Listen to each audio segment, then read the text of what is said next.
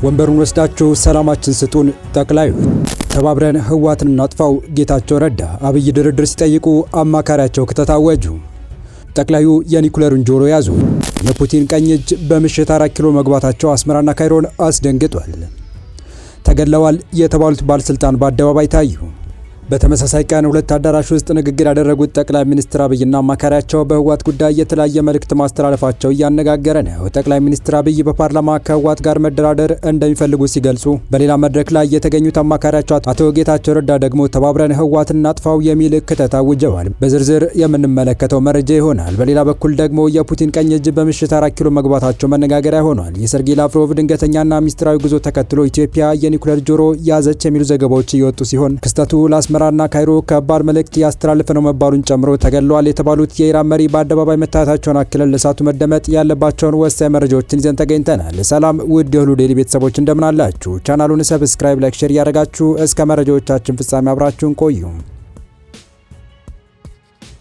በተመሳሳይ ቀን ሁለት አዳራሽ ውስጥ ንግግር ያደረጉት ጠቅላይ ሚኒስትር አብይና አማካሪያቸው በህወሓት ጉዳይ የተለያየ መልእክት ማስተላለፋቸው እያነጋገረ ነው። ጠቅላይ ሚኒስትር አብይ በፓርላማ ከህወሓት ጋር መደራደር እንደሚፈልጉ ሲገልጹ፣ በሌላ መድረክ ላይ የተገኙት አማካሪያቸው አቶ ጌታቸው ረዳ ደግሞ ተባብረን ህወሓትን እናጥፋው የሚል ክተት አውጀዋል። በዛሬው ዕለት ለፓርላማ ማብራሪያ የሰጡት ጠቅላይ ሚኒስትር አብይ በንግግራቸው ማጠቃለያ ላይ ህወሓትም ጭምር ቀልብ ከገዛ አእምሮ ከገዛ ለመነጋገር ሰላም ለማምጣት ጥረት ማድረግ ያስፈልጋል ሲሉ ለድርድር ዝግጁ መሆናቸውን ገልጸዋል። አያይዘውም ከሰላም ውጪ ያለው አይጠቅመንም ያሉት ጠቅላይ ሚኒስትሩ ሊቀመንበር ካልሆኑ ዓለም የሌለ የሚመስላቸው ሲሉ ለጠሯቸው የህወሓት አመራሮች ባስተላለፉት መልእክት ሊቀመንበርነቱን እንስጣችሁ፣ ሰላማችን መልሱልን ሲሉ አክለዋል።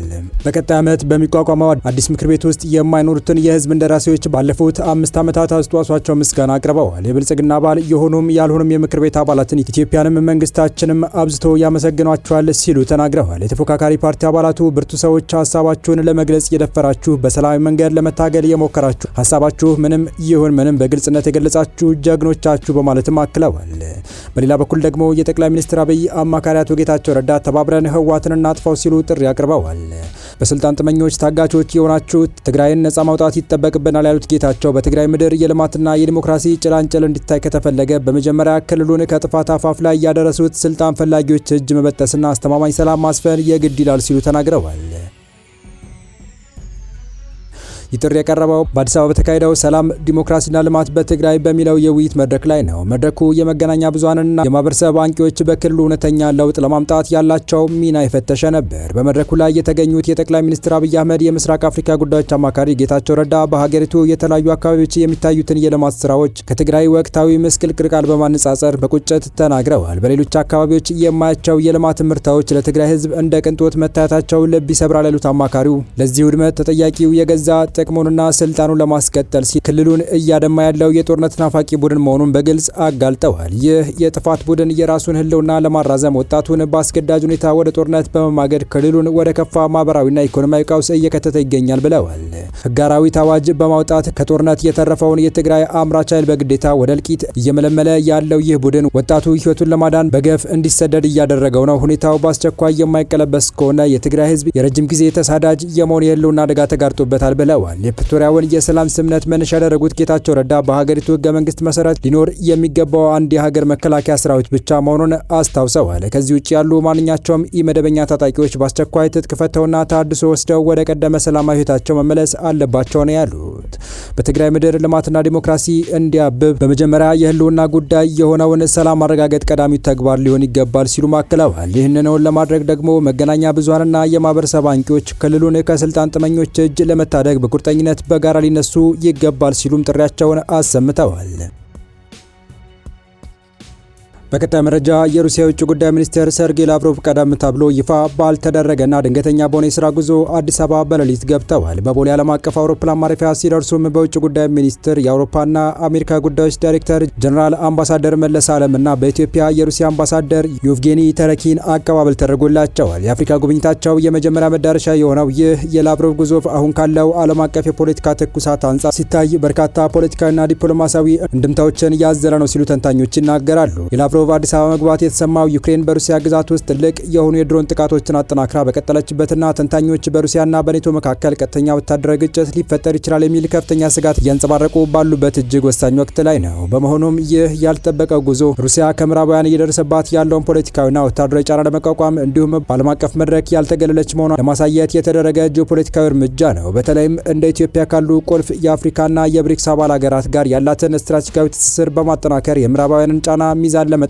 ያለመ መሆኑን በግልጽ ያሳያል። በሩሲያ የዜና ምንጮች መሰረት የላቭሮቭና የኢትዮጵያ መንግስት ባለስልጣናት የዛሬ ማክሰኞ ውይይት ዋነኛ አጀንዳዎች የሁለትዮሽ ንግድን ማሳደግና የኒውክሌር ኃይል ማመንጫ ግንባታ ናቸው። ባለፈው ሚያዝያ ወር ሁለቱ ሀገራት በኢትዮጵያ የኒውክሌር ኃይልን ለማልማት የሚያስችል ፍኖተ ካርታ ላይ ስምምነት መድረሳቸው ይታወሳል። በአንድ ሀገር ውስጥ የኒውክሌር ኃይል ማመንጫ መገንባት ከኢኮኖሚያዊ ጠቀሜታው ባሻገር ለበርካታ አስርተ ዓመታት የሚዘልቅ ቴክኖሎጂያዊና ደህንነታዊ ቁርጠኝነት የሚጠይቅ ነው። ስለዚህም ሩሲያ ይህንን ፕሮጀክት በአፍሪካ ቀንድ ያላትን የረጅም ጊዜ ጂኦፖለቲካዊ ተጽዕኖና ስትራቴጂካዊ መገኘት ይበልጥ እንድታሰፋ የሚያስችላት ቁልፍ የዲፕሎማሲ መሳሪያ አድርጋ እየተጠቀመችበት ትገኛለች።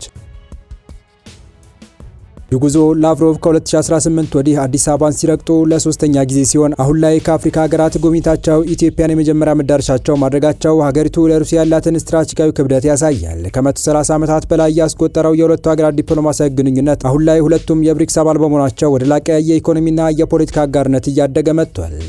የኢትዮጵያ ውጭ ጉዳይ ሚኒስቴር ጌዲዮን ጢሞቴዎስ እንደ አውሮፓውያን አቆጣጠር በጥቅምት 2025 ሞስኮን በመጎብኘት የሁለቱን ሀገራት ስትራቴጂካዊ አጋርነት ማጠናከራቸውና በጋራ ቀጠናዊ ጉዳዮች ላይ መምከራቸው የዚሁ ፖለቲካዊ ጥረት አካል ነው።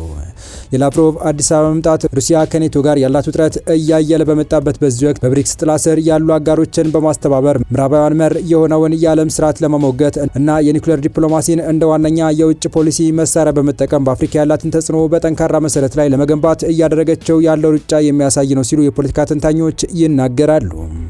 በዚሁ ወደ መጨረሻው መረጃችን ተሻገርን። ተገለዋል የተባላቸው የቀድሞው የኢራን ፕሬዝዳንት በአያቶላ ኻሜኒ የቀብር ስነ ስርዓት ላይ ታዩ። የቀድሞው የኢራን ፕሬዝዳንት መሐመድ አህመዲነጃድ ከጦርነቱ ወዲህ ለመጀመሪያ ጊዜ በቴህራን አደባባይ ለመታየት ችለዋል።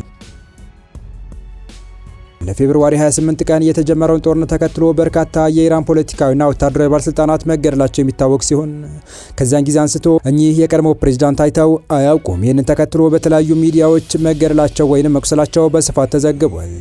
ነገር ግን በዚህ ዘገባ ላይ ማስተባበያም ሆነ ማረጋገጫ ያልተሰጠ መሆኑ በርካቶችን ሲያነጋግር ሰንብቷል። ይሁንና ትላንትና በቴህራን አደባባይ በተከናወነው የአያቶላህ የቀብር ስነ ስርዓት ከተገኙ በሚሊዮን የሚቆጠሩ ሰዎች ውስጥ አህመዲነጃድ አንዱ ሆነዋል። የኢራን ቴሌቪዥን ምስላቸው በግልጽ ያሳየ ሲሆን የቀድሞ ፕሬዝዳንት ጃኬት ለብሰውና አንገታቸውን በማክስ ሸፍነው ታይተዋል። ይህ በእንዲህ እንዳለ የሟቹ አያቶላ ኻሜኒ ልጅ የሆኑት ሙጅታባ ግን እስካሁን በአባታቸው የቀብር ስነ ስርዓት ላይ ሊታዩ አልቻሉም። የተወደዳችሁ የቻናላችን ቤተሰቦች ለአሁኑ ለእናንተ ይመጥናሉ ብታደምጧቸው ታተርፉባችኋላችሁ ብለን የመረጥንላችሁ ዕለታዊ መረጃዎቻችን እስካሁን ያለመጣችኋቸው ነበሩ። በተመሳሳይ ሀገራዊና ቀጠናዊ ጉዳዮች እንዲሁም ዓለም አቀፋዊ የጂኦፖለቲካ ወታደራዊና አነጋጋሪ ክስተቶችን ለበለት ተከታትለን በትኩስ ይዘን እንደምንቀርብ እያሳወቀን የቻናሉ ቤተሰብ ካልሆናችሁ ሰብስክራይብ፣ ቪዲዮ ላይክ እና ሼር በማድረግ ተደራሽነታችንን ታሰፉ ዘንድ አክብሮታዊ ግብዣችን ነው። አበቃን። ሰናይ ጊዜን ተመኘን።